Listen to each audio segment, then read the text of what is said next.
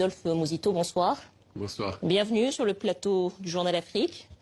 Vous êtes donc ancien Premier ministre et vous êtes un des ténors de la coalition d'opposition Lamouka. Alors peut-être une première question. Depuis la présidentielle, vous avez toujours réclamé la vérité des urnes, à savoir dire que c'était votre candidat, Martin Fayulu, qui avait été élu.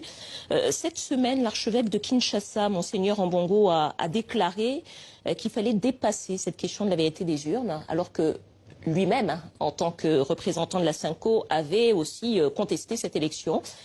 Est-ce que pour vous, réclamer la vérité des urnes est toujours une question d'actualité? Nous sommes d'accord avec le cardinal. Nous avons, lui aussi, avec lui, réclamé la vérité des urnes. Nous pensions et nous pensons toujours que la vérité des urnes pouvait se déclarer de trois manières. La première manière, c'était qu'on fasse les récoltages de voix. On n'a pas obtenu. La deuxième manière était qu'on publie quand même les résultats circonscription par circonscription pour prouver que celui qui a gagné a réellement gagné. On ne l'a pas obtenu et nous avons dit qu'on peut obtenir la vérité des urnes en perspective, obtenir le respect de la souveraineté du peuple en perspective. Voilà pourquoi M. Martin Fayulu a dit ce qui s'est passé, mais corrigeons pour l'avenir, à savoir, mettons en place une institution appelée Haut Conseil des réformes institutionnelles qui permettra que la CENI fasse l'objet de révisions en ce qui concerne le texte, la Cour constitutionnelle aussi, de manière à ce que les prochaines élections que nous souhaitons le plus urgemment organisées, c'est-à-dire des élections anticipées, s'organisent dans des conditions telles que la tension actuelle puisse baisser et qu'on revienne à la légitimité républicaine, celle du peuple. Alors, on va revenir sur votre proposition d'institution, mais peut-être une question. Vous venez de dire qu'effectivement, la vérité des urnes, ce sera pour la prochaine fois. Est-ce que ça veut dire qu'aujourd'hui, vous êtes prêt à déclarer que vous reconnaissez Félix Tshisekedi comme le chef de l'État en RDC et comme votre président de la République? Nous pouvons tolérer et partager avec lui la légitimité dont Martin Fayulu est porteur, si et aussi reconnaissent que les choses se sont mal passées et qu'il faut corriger le plus rapidement possible. À savoir la mise en place de cette institution-là, et pour que Lamouka puisse diriger cette institution-là et engage les réformes, évidemment en accord avec les autres, parce qu'ils feront partie de l'institution, et que Tshisekedi et M. Kabila, qui en réalité est le chef de la majorité parlementaire, qui gère le pays pendant cette période-là, qui nous permettra, après implémentation de ces réformes, que nous puissions aller aux élections. Nous sommes prêts à reconnaître, à l'accepter comme président de la République, mais à condition que lui reconnaisse aussi que les choses se sont mal passées, qu'ensemble nous devons corriger. En clair, ce que vous demandez, c'est une sorte de collaboration et de partage du pouvoir avec le chef de l'État? Il ne s'agit pas de partager avec eux le pouvoir régalien. Non, il s'agit de collaborer pour qu'on mette en place des réformes. Nous resterons dans l'institution qui va engager les réformes et gérerons le pays pendant cette période où il faut implémenter les réformes de manière à ce qu'ils auront évidemment aussi la prérogative de formaliser ces institutions pour qu'on rentre très rapidement au pays, plutôt aux élections, qu'on mette fin à cette illégitimité actuelle qui déstabilise le pays et qui divise notre peuple. C'est une façon finalement de se diriger vers une transition politique Transition achevée. Politique, même si en réalité ils vont garder les prérogatives régaliennes, mais de manière limitée dans le temps pour qu'on rentre très rapidement aux élections et qu'on puisse reconstituer la souveraineté du peuple.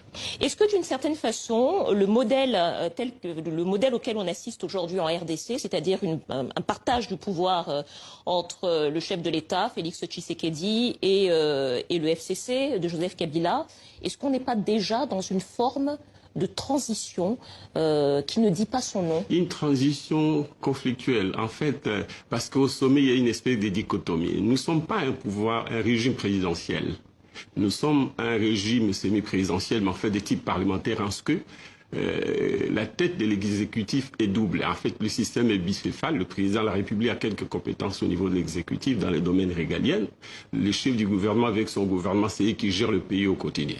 Les chefs de l'État, puisque le gouvernement doit élaborer le programme en concertation avec lui, il est censé être de même obédience que la majorité parlementaire dont le Premier ministre est l'émanation. Cela n'est possible que si les deux se mettent dans une cohabitation. Or, ici, on n'est pas plutôt dans une coalition. Or, aujourd'hui, on n'est pas en coalition, on est en cohabitation et il y a un conflit au sommet de l'État. C'est une crise institutionnelle qui n'est pas supportable, qui ne peut pas donner la cohésion nécessaire pour implémenter les réformes dont le pays a besoin. Donc ce que vous dites, c'est que finalement ce modèle ne fonctionne pas, il faut demander une autre institution pour pouvoir faire les réformes qu'il faut dans le pays. Peut-être une question, vous avez refusé de siéger dans les différentes assemblées, les membres de la MOUCA, pour dénoncer ce que vous avez appelé donc ce hold-up électoral.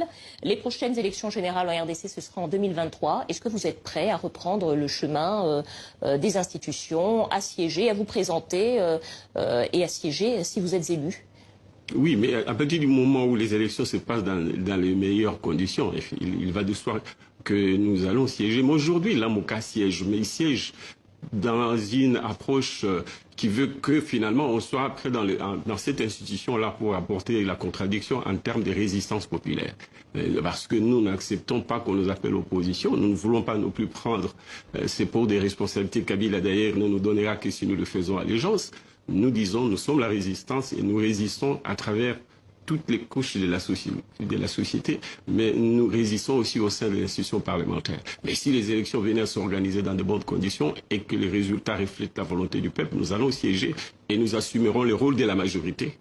Si nous gagnons, et puisque nous gagnerons, alors nous serons une opposition républicaine si nous perdons et que nous reconnaissons cet échec, autant que les élections se passent dans de bonnes conditions. En quelques mots, vous avez parlé de réforme et vous dites que vous souhaiteriez piloter un organe qui se chargerait de réformer le pays. Sur la première année de pouvoir de Félix Tshisekedi, il y a eu quelques grandes réformes, notamment celle de la gratuité de l'enseignement primaire.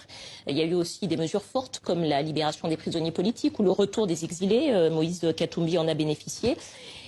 Quel est le bilan que vous tirez de l'action de Félix Tshisekedi à la tête de la RDC aujourd'hui? Pour moi, la libération de prisonniers politiques, la reconnaissance des droits des politiciens qui ont été, si vous voulez, victimes de l'injustice du régime de Kabila, c'est un fait tout à fait normal. Ça n'exige pas de réformes, il suffit d'une volonté politique. Mais maintenant, pour ce qui est de la gratuité de l'enseignement, c'est des mesures annoncées, mais dans l'exécution, je crois que le gouvernement et le président de la République qui en a donné l'impulsion ne vont pas donner de résultats. Déjà, ça commence à poser de problèmes sur les terrains.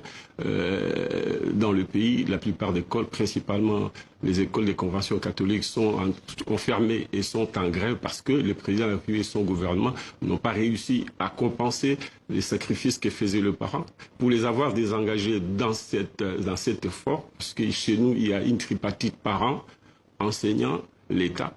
Et les parents finançaient le fonctionnement des écoles. Les parents finançaient aussi les enseignants qui n'étaient pas payés. C'est plus ou moins 40% de l'effectif de l'enseignement primaire et secondaire. Retirer les parents dans cet effort-là, les présidents, M. Tshisekedi ainsi que son gouvernement n'ont pas réussi à donner des compensations en décaissant l'argent au profit des écoles. Ça bloque et ça ne pourra que bloquer. Parce qu'il n'y a pas eu au départ une évaluation des réformes nécessaires pour matérialiser les projets.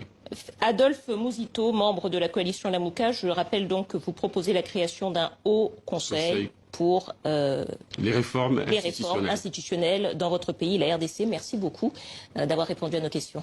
Je vous remercie.